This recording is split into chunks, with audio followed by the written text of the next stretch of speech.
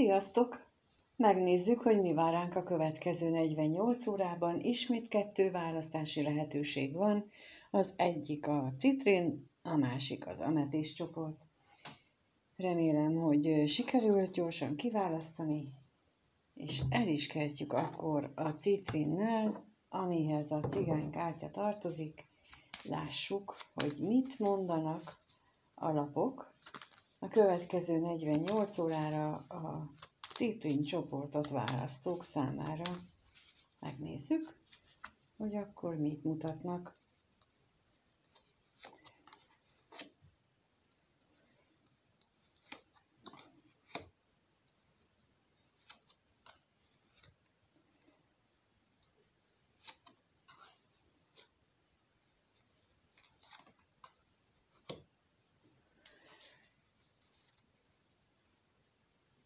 Elsőre azt gondolnám, hogy így nem túl kedvező változások következnek be a lelki gazdagság területén.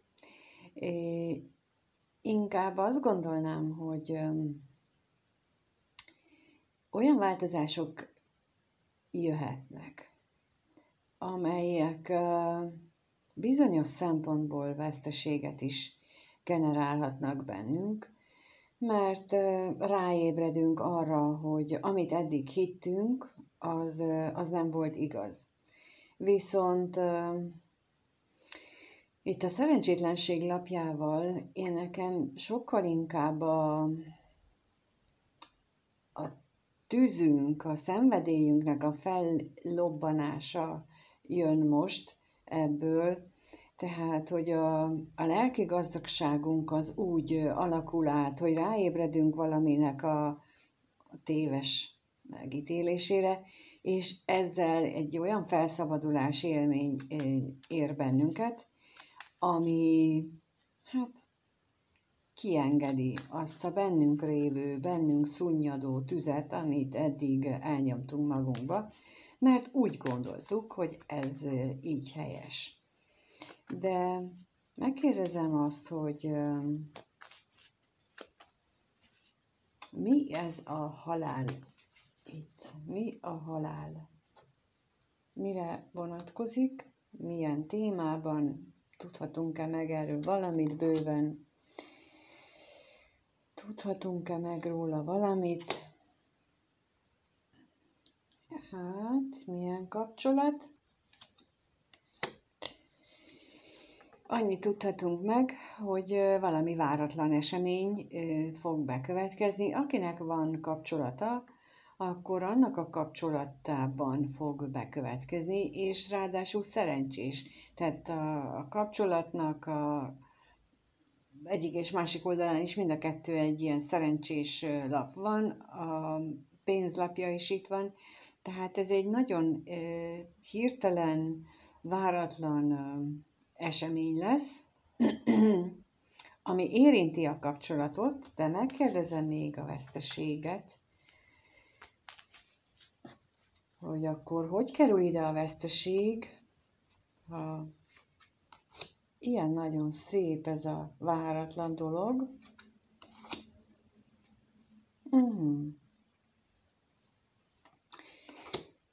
Talán a házzal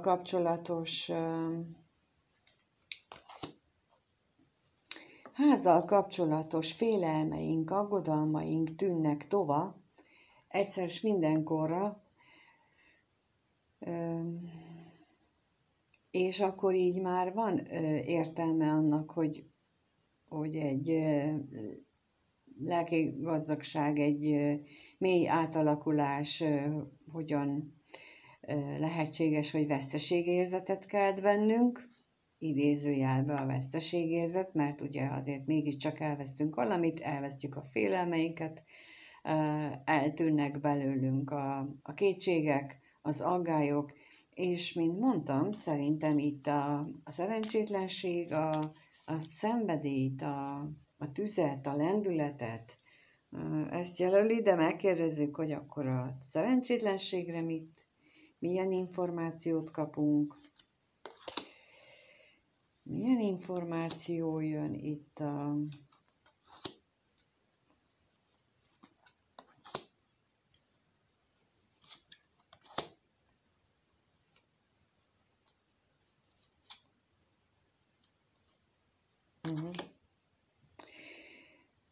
Igen, ez elképzelhető, hogy egy olyan döntéssel kapcsolatos, ami már egy ideje fontolgatunk, és nem is nagyon tudtuk meghozni. Állandóan rosszul éreztük magunkat attól, hogy ebben most nekünk dönteni kellene. Mindenféle új információk is jöhettek, de ilyen átutó erejű ez eddig nem érkezett. Viszont itt a végére mégiscsak kijött ez a gyermeklapja, ami nekem nagyon azt mondja, hogy ez a mostani váratlan esemény, ami következik, az mégiscsak sikerül átbillenteni bennünk azt a döntésképtelen állapotot, azáltal, hogy a szenvedélyünk, az így a tüzünk, az erőnk, az energiánk, az úgy egyszerre csak lángra kap. Hát tulajdonképpen ezen nincs is mit csodálkozni. Most már igazából belépünk már benne vagyunk, de azért most már úgy dátumra is belépünk augusztusban az oroszlán havába, és ő neki ez a ereje, a tüze, ez a megnyilvánulás, ez az égi energiák is ezt támogatják. Úgyhogy én azt gondolom, így összefoglalva, hogy a következő 2 napban lehetséges olyan hirtelen esemény, amire egyáltalán nem vagyunk felkészülve, ami nagyon át fogja alakítani az eddigi nézőpontunkat pozitív irányba, és ez elég hosszú távon utána itt is marad velünk, és egy teljesen új irányt nyit meg számunkra, ami nem lesz rossz. Csak ugye itt mindig az a kérdés, hogy hiába kapjuk a lehetőségeket, ha nem vesszük észre, vagy ha észrevesszük, akkor nem merünk beleállni, mert az agyunkkal felülírjuk, pedig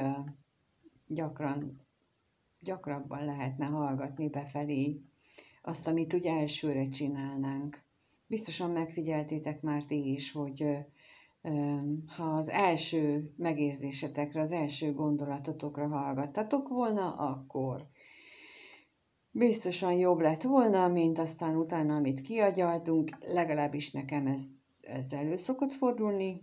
Régen sokszor rájöttem erre, és most már nagyon tudatosan figyelem azt, hogy hallgassak rá. Javaslom nektek is, hogy fontoljátok meg ezt a lehetőséget, hát ha nektek is beválik. Köszönöm, hogy itt voltál, meghallgattad, köszönöm, hogy lájkolsz, feliratkozol, és minden jót kívánok azoknak, akik a Citrin csoportot választották, és akkor átmegyünk a másik csoportra, az Amethyst csoportra. Az Amethyst csoportot választók, ők a tarotkártyákból kapják az információt, a tanácsot, hogy mire számíthatunk. Lássuk, hogy mit mond a tarotkártya a következő 48 órára az Amethyst csoportot választók számára.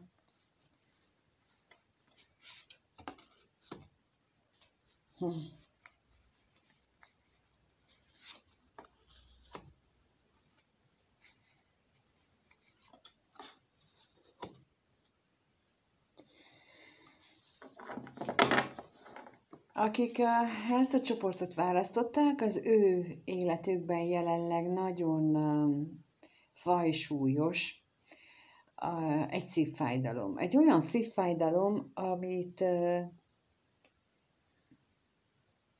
tulajdonképpen bármelyik életterületen megélhetnek, nem csak a párkapcsolatok, a szerelem, hanem bármelyik életterületen.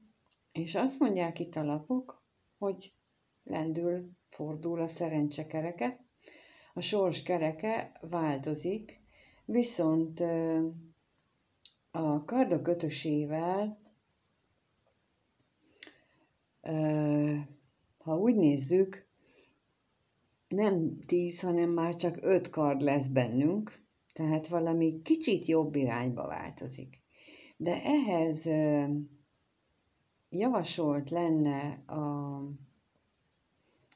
kardok királynőjének a borzasztóan őszinte, tiszta energiája, logikus, átgondolt energiája, és úgy egészében véve erre a 2 napra azt mutatják a lapok, hogyha győzelmet akarunk elérni, akkor itt és most nem az érzelmekkel kellene foglalkozni, nem a dicsőséggel, hanem igazából az ésszel, a logikával, mert azt tudja meghozni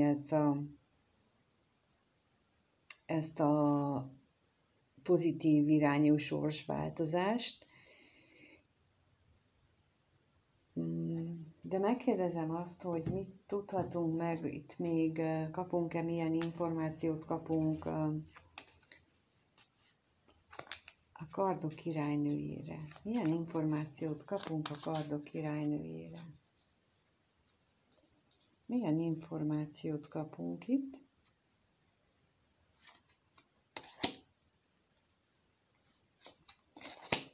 Kijött rá a fa és a kulcs. A jelenlegi helyzet, mint mondtam, elég nehéz, eléggé szívfájdító, és ennek a megoldása az észbeli megoldása, egy stabil élethelyzet megteremtésében rejlik. Tehát lehetséges, hogy eddig gyakran változtak a dolgaink, vagy gyakran változtattunk véleményt, vagy egyes esetekben talán túlságosan is rugalmasan álltunk a dolgokhoz, és lehetséges, hogy itt most arra utalnak a lapok, hogy ennek a szívfájdalmak elkerülésének a módja az úgy lenne lehetséges, hogyha valami mellett letennénk a voksot, úgy legyökereznénk valami mellett. És ezzel több problémának is megtalálhatnánk a kulcsát, a megoldását. Megkérdezzük még azt, hogy a szerencsekerékről itt mit tudhatunk meg. A szerencsekerékről. Mit tudhatunk meg a szerencsekerékről?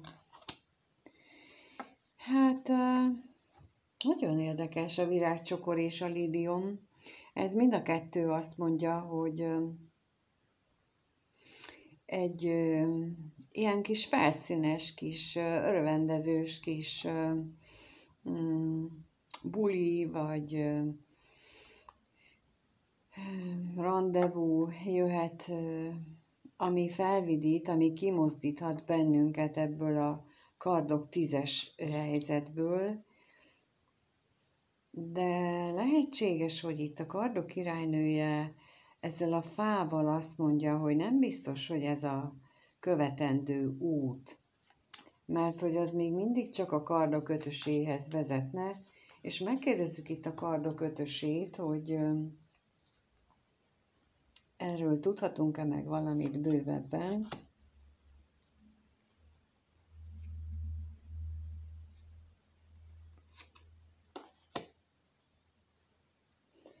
Igen.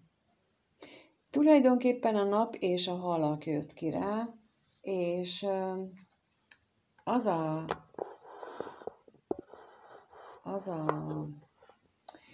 gondolat jön ezzel, hogy lehet, hogy nem nagy előrelépést mutatnak ezek a lapok. Azon a téren, amiben most nagyon